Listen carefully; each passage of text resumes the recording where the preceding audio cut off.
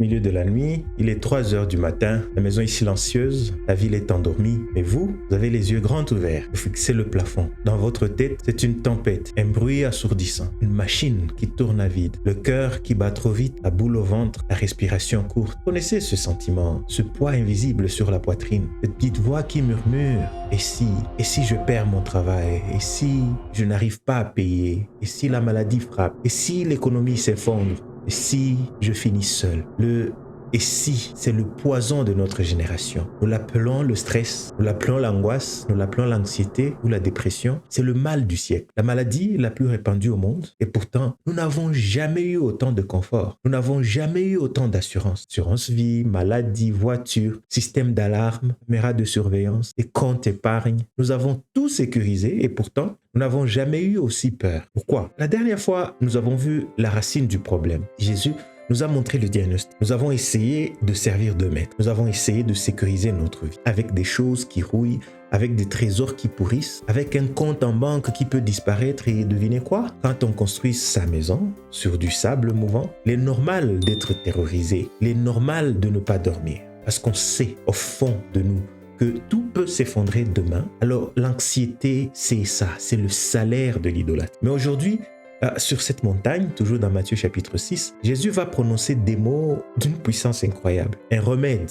absolu, une ordonnance divine contre l'angoisse que nous avons. Il commence par un seul mot qui signifie beaucoup. C'est pourquoi, à Matthieu chapitre 6, le verset 25, il commence ce verset en disant c'est pourquoi. C'est comme une conséquence. Donc, si vous êtes fatigué, si vous êtes lourdement chargé, si le lendemain vous terrorise, ne bougez pas. Restez avec nous. Ce que Jésus va dire peut littéralement changer tout pour vous. Reprenons notre souffle. Regardons où nous sommes, sur cette montagne. Jésus, dans ce fameux chapitre 6, il est un maître extraordinaire qui parle à ses disciples. Il ne plane pas dans les nuages, il a les pieds sur terre, il touche à tout. Il touche au spirituel, il touche au matériel, touche à ce qui concerne le ciel, touche à ce qui concerne la terre. Il nous explique une chose simple, la marche d'un enfant de Dieu. Ce monde des vivants, ce n'est pas juste le dimanche matin, c'est une marche de tous les jours. C'est une marche main dans la main avec le Père Céleste. Le lendemain, le lundi au bureau, le mardi au marché, le mercredi quand les enfants pleurent. Jésus divise notre vie en deux grands aspects. Deux terrains de jeu.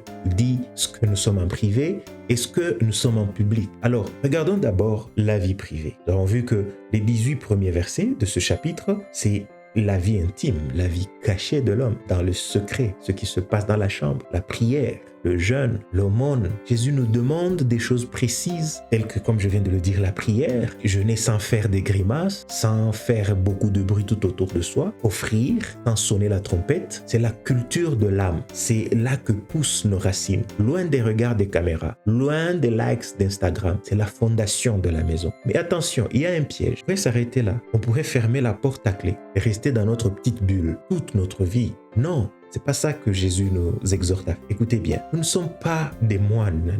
Dieu ne nous appelle pas à vivre dans une grotte ou dans un monastère au sommet du Tibet ou quelque part. Nous vivons dans le monde avec les bruits de la ville, avec les factures qui s'empilent, avec les embouteillages à 18 heures, avec les réalités brutales du quotidien. Alors à partir du verset 19, Jésus ouvre la porte de la chambre, il nous fait sortir dans la rue et là, le ton change. Jésus nous parle d'un danger mortel, le danger de vivre dans ce monde sans avoir la bonne paire de lunettes. Il aborde la réalité crue, la gestion de notre argent, la gestion de nos richesses, ces fameux trésors que l'on veut amasser. C'est ce que nous avons vu du verset 19 au verset 24, le piège de maman. Mais aujourd'hui, à partir du 25e verset, Jésus continue sur ce même danger, mais il change d'angle. Il parle de notre perspective à nous, de la façon dont nous regardons le monde.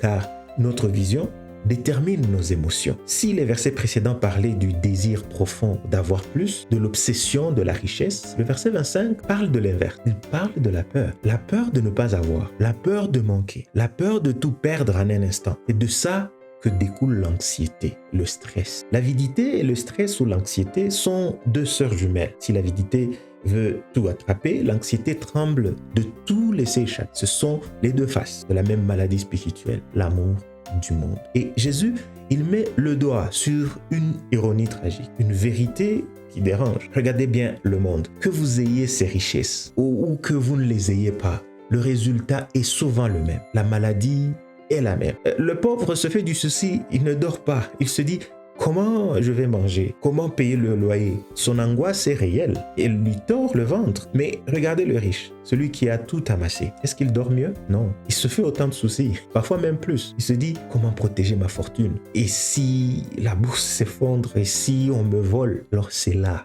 la subtilité au lieu de ça. Le chef-d'œuvre du péché. Le diable s'en moque. Il se fiche de savoir si votre compte est plein ou vide. Peu importe la forme. Tant que votre cœur est rempli de peur, son but est simple. Vous éloigner de la paix, cette paix parfaite qu'on ne trouve. Mais Jésus nous connaît. Il connaît notre extrême fragilité. Il sait que nous sommes fait que de poussière. Alors, il entre dans les détails. Il ne se comporte pas comme un dictateur qui est loin, qui est déconnecté de toute chose. Il ne lance pas un commandement froid en disant « Arrêtez de stresser, c'est un ordre ». Non, non, non, non, non, c'est pas ce que Jésus fait. Jésus ne veut pas faire du sensationnel. Il est le grand médecin. Il s'assoit avec nous et il raisonne avec ses disciples. Lisons ce verset 25. C'est pourquoi je vous dis, ne vous inquiétez pas pour votre vie de ce que vous mangerez, ni pour votre corps de quoi vous serez vêtu. La vie n'est-elle pas plus que la nourriture et le corps plus que le vêtement? Alors regardez, comment ce verset? C'est pourquoi je vous dis. C'est pour ce petit mot, ça dit quelque chose. Il donne une raison logique, l'explication. Il relie notre angoisse à ce qu'il dit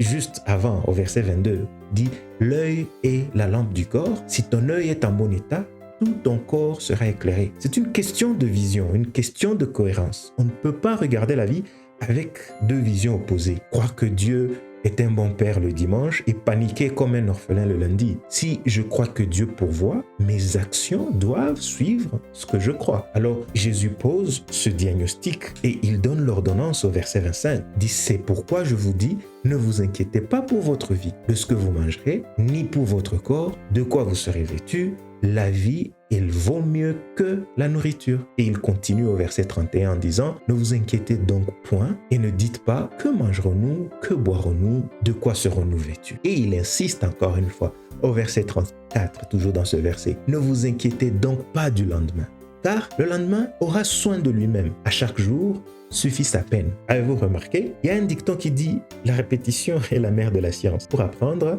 il faut répéter. Eh bien, il n'y a pas de plus grand scientifique que Jésus. Il est le maître de la pédagogie. Il dit la même chose 3 fois dessus, mais de manière différente. Et cela parce qu'il sait que la peur nous rend sourds. Il le sait. Il sait que notre cœur a besoin d'entendre et de réentendre cette vérité jusqu'à ce qu'il brise nos chaînes. Jésus est très concret. Il parle de nos besoins de base, la survie quotidienne, manger, boire, s'habiller. Dans Luc, au chapitre 12, le verset 29, il dit « Et vous ne cherchez pas ce que vous mangerez et ce que vous boirez, et ne soyez pas inquiets. » Arrêtons-nous sur ce mot, le mot inquiet. Qu'est-ce que ça signifie? Quelle est la racine de ce mot? Dans la langue originale, la racine de ce mot, c'est doute. L'idée d'être suspendu en l'air, ballotté par le vent, comme un bateau sans âme. Celui qui doute, celui qui est anxieux, ne voit pas les choses clairement. Il n'a pas cet œil en bon état. Il a une double vision. Il regarde dans 2 directions, ou même 3 directions à la fois. Il veut suivre plusieurs chemins. Et que se passe-t-il? Quand on a une double vision,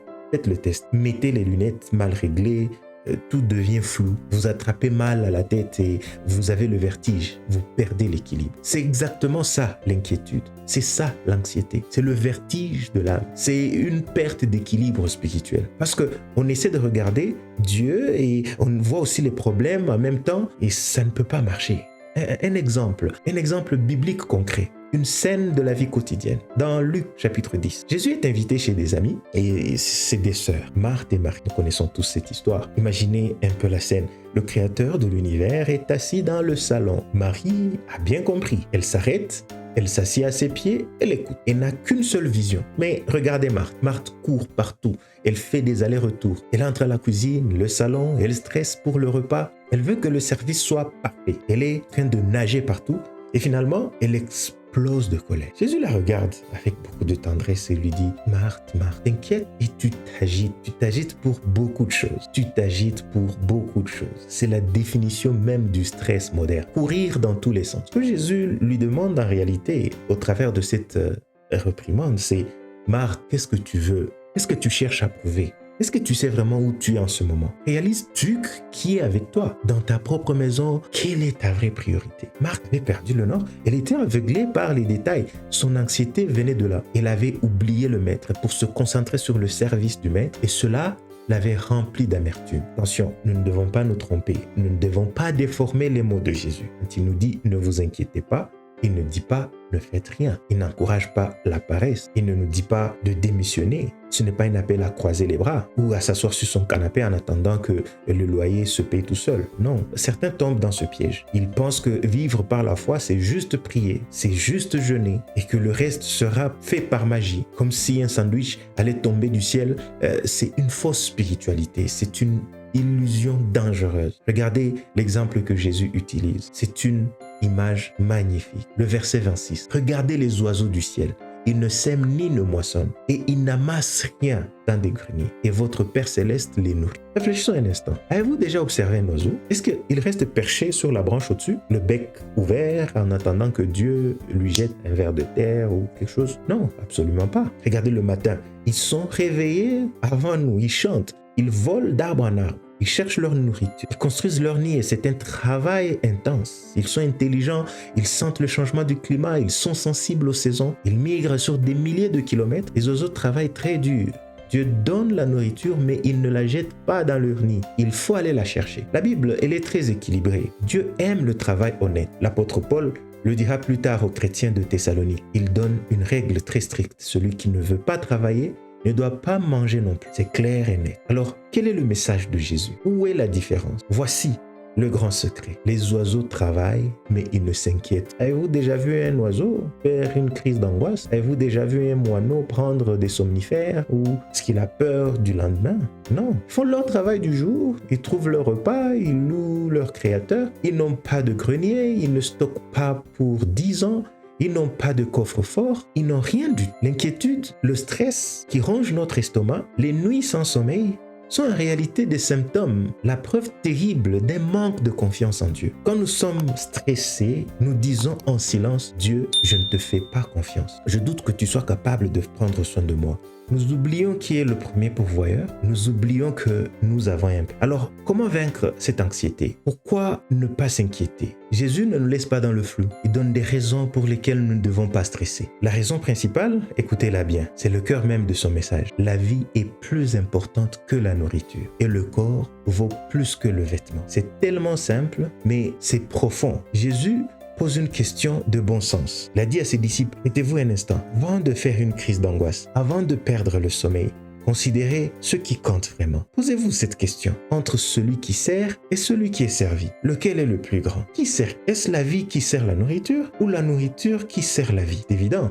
La nourriture n'est qu'un carburant. Imaginez un festin royal, des tables remplies de beaucoup de nourriture, mais s'il n'y a pas de vie, s'il n'y a personne de vivant pour manger, s'il n'y a que des cadavres, cette nourriture ne sert à rien. Elle va juste pourrir. Imaginez un vêtement de luxe, un costume sur mesure à $5,000 ou une robe de haute couture. À quoi sert ce vêtement si il est juste là et personne n'est là pour le porter? Ce n'est juste qu'un morceau de tissu. Sans un corps à habiller, sans un corps humain qui respire, les habits sont strictement inutiles. La vraie valeur, elle ne vient pas du tissu, elle ne vient pas du blé. La vraie valeur, elle vient de la vie, elle vient de votre corps. Cette machine biologique incroyable, ce miracle permanent qui bat dans votre poitrine. Et le raisonnement de Jésus est le suivant. Focalisez-vous sur la valeur. Ne vous trompez pas de combat. Ne vous épuisez pas avec des choses accessoires. Si Dieu, votre Père, a pu faire le plus dur, s'il a pu créer la vie à partir de rien, s'il a pu assembler vos cellules, tisser votre corps dans le ventre de votre mère, pensez-vous vraiment qu'il va échouer sur le plus facile? Pensez-vous que le Dieu qui vous a donné le miracle de l'existence va soudainement oublier? Qu'il va oublier de vous donner un bout de pain pour survivre? Ou un morceau de coton pour couvrir votre corps? Non, mais c'est absurde. Celui qui a donné le plus grand donnera toujours le plus petit. Celui qui a donné le corps donnera toujours le vêtement. S'inquiéter, c'est insulter la logique de Dieu. Alors changeons de cible. Si on ne doit pas se focaliser sur l'assiette, si on ne doit pas se focaliser sur notre garde-robe, sur quoi devons-nous fixer nos yeux? Sur l'essentiel, sur la vie elle-même, sur ce corps incroyable que nous habitons. Posez-vous cette question. D'où viennent-ils? Où avez-vous acheté votre vie? Dans quel supermarché? Nulle part. Ce sont des dons absolus, des cadeaux de Dieu. L'homme est très intelligent. Il fabrique des ordinateurs puissants. Il envoie des fusées dans l'espace. Il invente l'intelligence artificielle. Mais l'homme ne peut pas créer la vie. Il ne peut pas fabriquer une âme. Il ne peut pas faire battre un cœur de chair à partir de rien. Si vous respirez aujourd'hui, si vous m'écoutez en ce moment, c'est uniquement parce que Dieu l'a voulu. Vous êtes son chef-d'œuvre. Suivons ce raisonnement biblique. Comment pouvons-nous penser une seule seconde que si Dieu a donné la vie, le miracle ultime qui est le plus complexe, s'il a façonné notre corps, il va soudainement fermer la main. Va-t-il refuser de donner ce qu'il faut à cette vie pour continuer à exister? C'est insensé. Imaginez un père qui aime ses enfants. Il construit une belle maison et il y met tout son amour. Pensez-vous qu'une fois que l'enfant est à l'intérieur, ce père va lui refuser un simple morceau de pain? Jamais. Dans sa propre façon de traiter nos problèmes matériels et sa méthode qui est claire, il nous regarde avec douceur et il nous demande de faire une chose, ne pas s'inquiéter, lui faire confiance. En réalité, si on y voit bien, Dieu nous a placés dans une situation de confort incroyable, un confort spirituel. Attention, cela ne veut pas dire rester couché toute la journée. Il nous demande de travailler, de nous lever le matin, de planter les graines, d'utiliser nos talents, de tout faire avec excellence. En Genèse, si on se rappelle bien, l'instruction de travailler, le fait de cultiver le jardin existait déjà en Éden, même bien avant le péché. Avant la chute de l'homme, le travail n'est pas une malédiction, le travail est divin. Mais voici la grande différence. Voici la ligne de démarcation entre le chrétien et le monde. Dieu nous dit que la garantie, l'assurance, tout risque de nos vies, la garantie de notre manger, la garantie de notre boire, ne viendra pas de nos propres efforts. Ça ne vient pas de notre sueur. Notre sueur ne garantit rien. Vous pouvez semer le blé, mais c'est Dieu qui fait tomber la pluie. C'est Dieu qui fait lever le soleil. C'est Dieu qui donne la croissance. L'assurance de nos besoins vient simplement du Créateur. C'est son département. C'est sa responsabilité, pas la vôtre. Et quand on comprend ça, quand cette vérité descend dans le cœur, qu'est-ce qui se passe? La tempête mentale s'arrête. Les pensées sombres fuient. On devient calme, profondément serein. On travaille dur la journée, mais on dort en paix la nuit. Parce qu'on sait qui garde notre maison. Alors ce principe de confiance, il est partout. Il est partout dans la parole de Dieu. C'est le cœur de l'évangile. L'apôtre Paul le résume parfaitement dans Romains 8 au verset 32. Écoutez cette logique. Lui qui n'a point épargné son propre fils, mais qui l'a livré pour nous tous, comment ne nous donnera-t-il pas aussi toutes choses avec lui? Arrêtons-nous une seconde. Dieu a donné son fils Jésus-Christ, la chose la plus précieuse de l'univers. Le prix inestimable, il l'a livré à la croix. Il l'a livré à la croix pour nous sauver. Alors s'il a fait ça au prix du sang, c'est vous vraiment qu'il va hésiter à nous donner une assiette de riz, un manteau pour l'hiver, un habit à porter à une fête d'un ami? Le plus grand garantie, le plus petit. Alors Jésus nous a garanti, Dieu nous a garanti au travers de Jésus. C'est comme ça dans le royaume des cieux. L'auteur de la vie, celui qui donne la vie, il assure toujours les provisions. Il assure tout ce qu'il faut pour entretenir cette même vie. C'est un contrat éternel. Alors il en est de même pour votre corps physique. S'il doit être vêtu, c'est parce que son créateur sait exactement comment l'habiller. Alors, si on regarde dans le temps, si on retourne dans toute notre histoire, même dans le jardin d'Éden, l'homme, quand il avait fini de pécher, il s'est retrouvé nu, il avait peur, il avait honte. Alors l'homme bricole, il essaie de se cacher. Il se fabrique des habits avec des feuilles. Imaginez un instant le résultat. C'était très fragile. Ça se déchire juste au moindre mouvement. Ça sèche au soleil en quelques heures. Ça ne protège ni du froid, ni des épines. C'était totalement insuffisant. L'homme qui coud des feuilles, c'est l'image parfaite du stress humain. On essaye de se sauver. On essaie de se couvrir par nos propres moyens, avec nos petits plans, avec notre façon de faire des choses, nos petites stratégies, des petites feuilles mortes. Mais qu'est-ce que Dieu a fait? Dieu est intervenu dans sa grâce. Il était le premier dans l'histoire à sacrifier un animal. Il a fabriqué des vêtements de peau, des habits solides, durables, pour couvrir l'homme et la femme, malgré leurs fautes. L'idée de dépendre que de soi, l'idée de tout contrôler tout seul, de renier le Créateur, c'est ça la racine du péché. Croire qu'on est son propre Dieu, c'est là même la source de nos angoisses. Dès l'instant où vous lâchez le contrôle, du moment que vous jetez les feuilles et tout ce que vous avez fabriqué de vous-même pour accepter ce que Dieu donne, le stress, l'anxiété disparaît. Alors, c'est quoi la foi?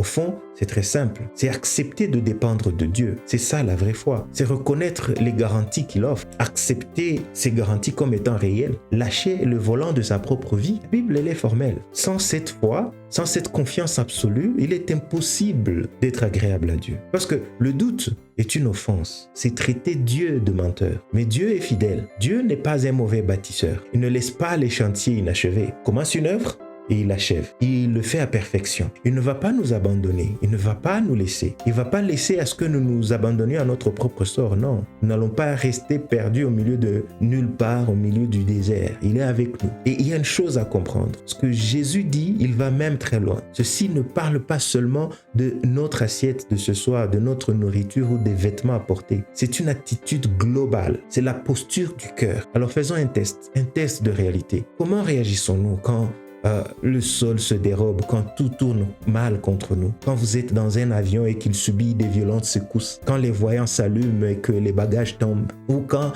dans la barque de votre vie, elle est en train de tanguer violemment dans la tempête, quand le médecin annonce des nouvelles pas bonnes, quand le patron se fâche. C'est là que la vraie foi se voit, pas le dimanche matin à l'église, mais lors des turbulences, lorsque nous croyons vraiment que celui qui a donné la vie est capable de la protéger. Dieu ne cherche pas des gens forts. Regardons comment Dieu mesure le succès, le genre de héros que la Bible décrit. Ce ne sont pas des guerriers invincibles, ce ne sont pas des milliardaires, ce ne sont pas des gens qui contrôlent tout. Ce sont des héros de la foi. Chapitre 11 de Hébreux nous dit beaucoup à propos de ces héros. C'est le panthéon de Dieu. C'est la galerie des grands hommes de Dieu. Des hommes et des femmes qui ont fait confiance, qui ont marché dans le noir, qui ont lâché leurs feuilles de figuier, parce qu'ils tenaient la main de celui qui voit. Celui qui nous a appelés à la vie a des objectifs ultimes pour nous. Il a un plan précis, une destination, et il sait parfaitement comment s'occuper de nous pendant le voyage. Dieu est le meilleur des guides. Il est l'expert absolu. Il n'y a donc strictement aucune raison de s'inquiéter ou de se laisser ronger par le stress, la peur. Tout ça, c'est illogique quand on connaît le pilote. Alors, nous arrivons à la fin de cet épisode.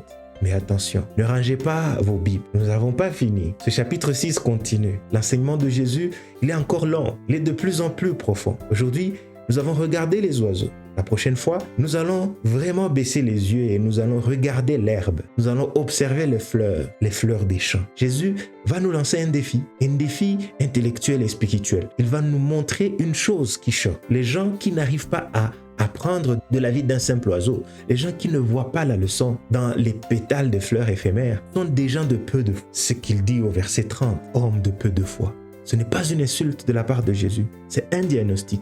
C'est un appel à grandir. C'est une invitation à changer de lunettes spirituelles. Nous verrons tout cela ensemble la prochaine fois. Merci d'avoir suivi ce message. Merci d'avoir pris ce temps pour votre âme. J'espère de tout cœur que cette parole a calmé la tempête, que votre anxiété, votre stress a reculé et que vous dormirez en paix ce soir. Si vous avez été édifié, si ce message vous a fait du bien, ne le gardez pas pour vous-même. Veuillez le partager. Envoyez-le à quelqu'un qui s'inquiète, à quelqu'un qui ne dort plus la nuit. Peut-être la bouée de sauvetage. N'oubliez pas de vous abonner à la chaîne pour ne pas manquer la suite de notre étude. Mettez un like, un j'aime pour soutenir ce travail. Que Dieu vous bénisse abondamment, qu'il vous garde dans sa paix parfaite, celui qui surpasse toute intelligence, et à la prochaine.